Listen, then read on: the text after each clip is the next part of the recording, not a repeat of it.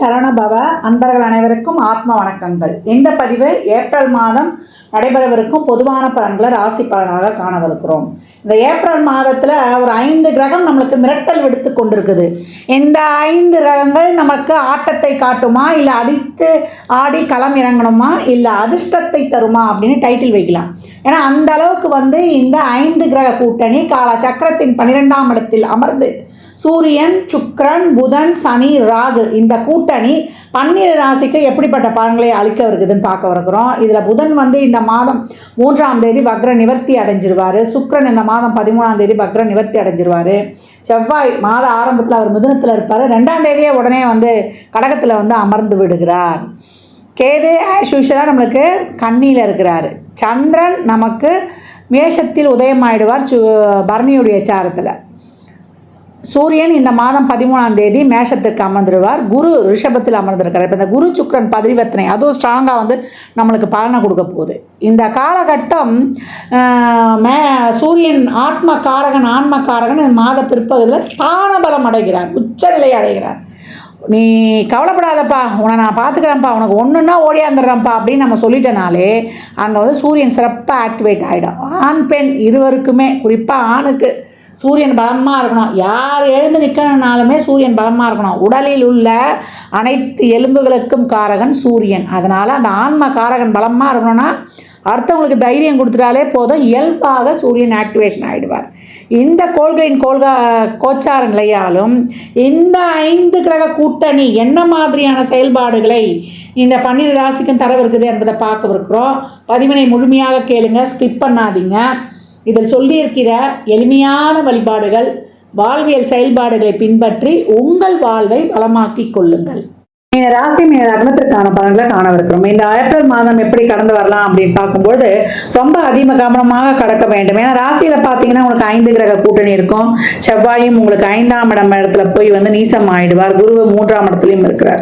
இந்த காலகட்டம் ஜென்மசனியும் உங்களுக்கு ஆரம்பிச்சிருச்சு. அப்போ தலையில் ஏற்கனவே ஒரு சின்ன வெயிட்டு, இப்போ அதோட நிறைய கிரகங்கள் சேர்ந்துருக்குது. அனைத்து விஷயங்களிலும் கொஞ்சம் கவனம் அதிகம் தேவை. தொழிலில் ஒரு அவசரப்பட்டு முடிவெடுக்காதீங்க. பணம் கொடுக்கல் வாங்கல ரொம்ப கவனம் வேண்டும். மாணவர்கள் தேவையில்லாத ஒரு பழக்க வழக்கத்துக்கு ஆளாகினா ரொம்ப அடிக்ட் ஆயிடுவீங்க. அதுல இருந்து உங்களை மீட்டு கொண்டு வருவது கஷ்டம். எந்த வயதுல இருப்பவங்களுக்கும் ஒரு சுக்கிர தசா, ராகு புத்தி, ராகு அந்தரம் அப்படி 3, 8 தொடர்பு கொள்றாங்க அப்படின்னும் போது ரொம்ப கவனமாக குழந்தைகள்லாம் இந்த காலகட்டம் பார்த்து கொள்ளணும். இந்த மீனராசி இருக்கக்கூடிய இந்த ஒரு 11 வயதுல இருந்து நம்ம ஒரு காலேஜ் முடிக்கிற வயசுல இருக்கிற வரைக்கும் ஒரு 23 வயது வரைக்கும் இருக்கிற குழந்தைகள் எல்லாம் எதுவும் தவறான ஃப்ரெண்ட்ஷிப்லாம் போய் நுழைஞ்சிடாம, தசாபதிகள் சிறப்பு இல்லைன்னா அனைவருமே கவனமாக இருக்கணும். First round, second round, third ரவுண்டுன்னு இருக்குது இல்லையா, அதனால ஃபர்ஸ்ட் ரவுண்டுக்குலாம் இப்போ டெஸ்டிங் டைம்னு சொல்லணும். செகண்ட் ரவுண்டில் இருக்கிறவங்களுக்குலாம் நல்லா என்ன சொல்றது, போராடி ஜெயிக்கக்கூடிய காலகட்டம். தேர்ட் ரவுண்டில் இருக்கிறவங்களாம் ரொம்ப எதையும் எதிர்பார்க்காம அப்படியே கிருஷ்ணா ராமா கோவிந்தா ஒரு 60 வயது கடந்துட்டோம் அப்படின்னா அப்படியே பொறுமையா நீங்க இந்த காலகட்டம் கடந்து வரணும் அப்படின்னு சொல்லியாச்சு. பெண்களுக்கு உங்களுக்கு மன அழுத்தமும் உடல் சோர்வும் அதிகம் காணப்படும். நீங்க அதையெல்லாம் கடந்து வருவதற்கு இறை வழிபாடும் இறைவனின் திருநாமங்களையும் நீங்க எப்பவும் உச்சரிக்கணும். பெண்கள் மட்டுமல்ல, அனைவருமே கோளர் பதிகத்தையும் நம்ம கந்தல் அரங்கத்தையும் நம்ம டெய்லியும் 38வது பாடலை நாளென் செய்யும் வினை தானென் செய்யும் என்னை நாடி வந்த கோல் என் செய்யும் கொடுங்கூற்றன் செய்யும் குமரேசர் தாளும் சிலம்பும் சதங்கையும் தங்கையும் சண்முகம் தோலும் கடம்பும் எனக்கு முன்னே தோன்றிடனே. அந்த சொல்ல சொல்ல சொல்ல சொல்ல நம்மளுக்கு நவகிரகங்களும் நம்மளுக்கு பாசிட்டிவாக ஆக்டிவேட் ஆகிடும். எல்லா விதமான சுப நிகழ்வுகள், பேச்சுவார்த்தை, மற்றபடி விஷயங்கள் எல்லாம் கொஞ்சம் பொறுமையை கடைபிடுங்க. பணம் கொடுக்கல் வாங்கல், வாய் வார்த்தை, ஜாமீன் போன்ற விஷயங்களில் அதிகவனம். குழந்தைங்க விஷயத்துல ரொம்ப கண்டிப்பு காட்டாம அப்படியே அன்போடு அரவணைத்து அவர்களை வழிநடத்தி செல்வது இந்த காலகட்டம் ரொம்ப சிறப்பு அப்படின்னு சொல்லியாச்சு. மீனம் இந்த காலகட்டம் வண்டிகளில் பிரயாணம் செய்யறது, உடல் ஆரோக்கியத்தில் ரொம்ப கவனம் தேவைன்னு ஆச்சு.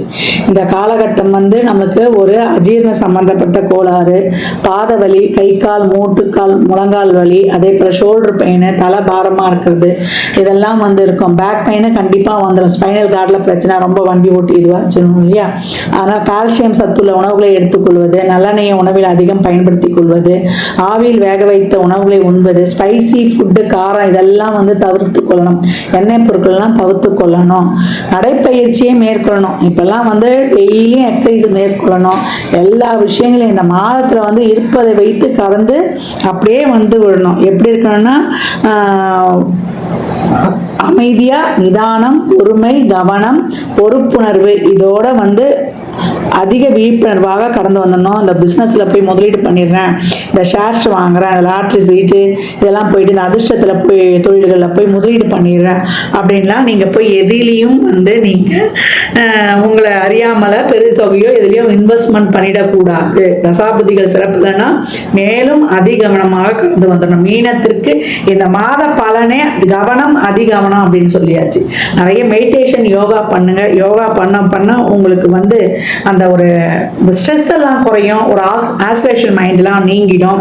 நம்மளுக்கு வந்து ஒரு தேவையில்லாத சிந்தனைகள், ஒரு முடிவெடுக்கிறதுல இருக்கிற அந்த குறைகள்லாம் நீங்கி உங்கள் வாழ்க்கையும் வந்து நீங்கள் சிறப்பாக கடந்து வந்துடலாம். நல்ல பலன்களையும் நீங்கள் பெற்றுக்கொள்ளலாம். மீனராசி லக்னக்கார அன்பர்கள் எந்த விஷயத்தையும் மனதுக்கும் மண்டைக்கும் எடுத்துட்டு போவாதீங்க. அதே போல் வார்த்தைகளில் தேன் தடவைய வார்த்தைகள், அப்படி இல்லைன்னா மௌனம் வருதுன்னு சொல்லிட்டு பேசாமல் இருந்துருங்க. இந்த காலகட்டம் நீங்கள் எதை சொன்னாலும் அதில் வந்து ஒரு பெரிய குற்றம் குறைகள் இருப்பதாக மற்றவங்க கண்டுபிடிப்பாங்க. தேவையில்லாத பிரச்சனைகளையும் உருவாயிடும். நம்ம நல்லது தான் சொல்ல போவோம், அதில் வந்து அங்கே வந்து ஒரு பெரிய ஒரு பூதாகாரமாக வெடிக்கக்கூடிய வாய்ப்புகள் இருக்குது. வாக்குவாதங்களை தவிர்த்து விடுங்க. ஆர்கியூமெண்ட்டை தவிர்த்து விடுங்க. கணவன் மனைவிக்குடைய நிறைய கருத்து மோதல்கள் அதையெல்லாம் கலைந்து நீங்கள் வந்து விட்டு கொடுத்து போயிடுங்க. விட்டு கொடுப்பவர் கெட்டு போவதில்லை. அதனால இந்த காலகட்டம் நான் ஏற்கனவே சொன்ன மாதிரி தான் தவநிலையை மேற்கொள்ளணும் அப்படின்ட்டு எல்லாம் இறைவா உனக்கே சமர்ப்பணம், கிருஷ்ணார்ப்பணம்னு சொல்லிட்டு அந்த இடத்துல வந்து கடந்து வந்துருங்க. முடிந்தவர்கள் சிவ வழிபாடு எவ்வளோக்கு எவ்வளோ செய்ய முடியுமோ செய்யுங்க. கோளறு பதிகம், நம்மளுடைய கந்தர் அலங்காரத்தில் வரக்கூடிய 38வது பாடல் நாளென் செய்யும் அந்த பாடலை பாடுவது, அதே போல மேல்மாறல் படிப்பதெல்லாம் உங்களுக்கு அருமையான பலன்களை கைமேல் கிட்டும். மீன ராசி லக்னக்கார அன்பர்களுக்கு என் மனமார்ந்த வாழ்த்துக்களை தெரிவித்துக் கொள்கிறேன். இந்த காலகட்டம் 12 ராசிகளும் வந்து இந்த அன்னதானம் பண்ணுறதை தாராளமாக பண்ணுங்க.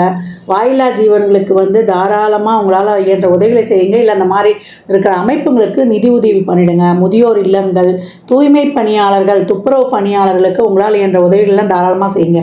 ஏன்னா சனி இருக்கக்கூடிய இடம் 12ஆம் இடம். எவ்வளோக்கு எவ்வளோ நீங்கள் தான தர்மங்கள்லாம் பண்ணுறீங்களோ தேவையில்லாத விரயங்கள், நம்ம மனசு கஷ்டப்படுற மாதிரி ஒரு ஹாஸ்பிட்டல் செலவெல்லாம் ரொம்ப குறையும். அனாவசிய செலவு குறையும். இந்த மாதிரி நல்ல காரியங்கள்லாம் செய்யும்பொழுது நம்மளுக்கு சந்தோஷமாக செலவு பண்ணிடலாம்.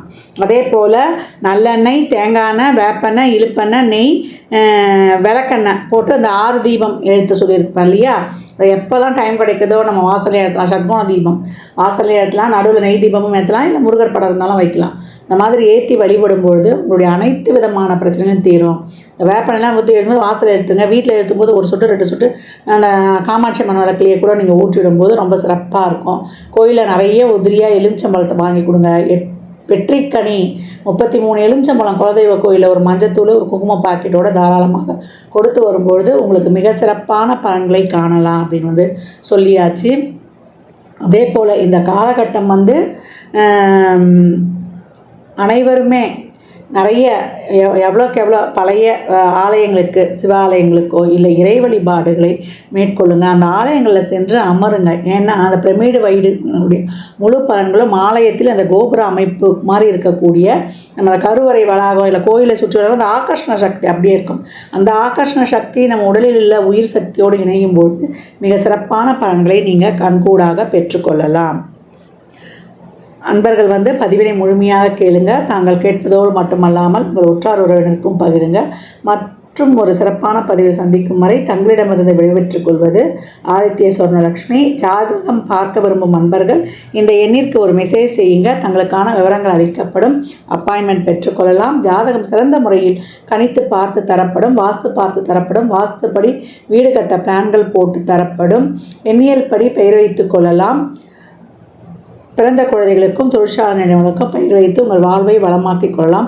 சுபமுகூர்த்த நாட்களும் குறித்து கொடுக்கப்படும். இறையருளால் அனைத்தும் நிறைவாகட்டும்.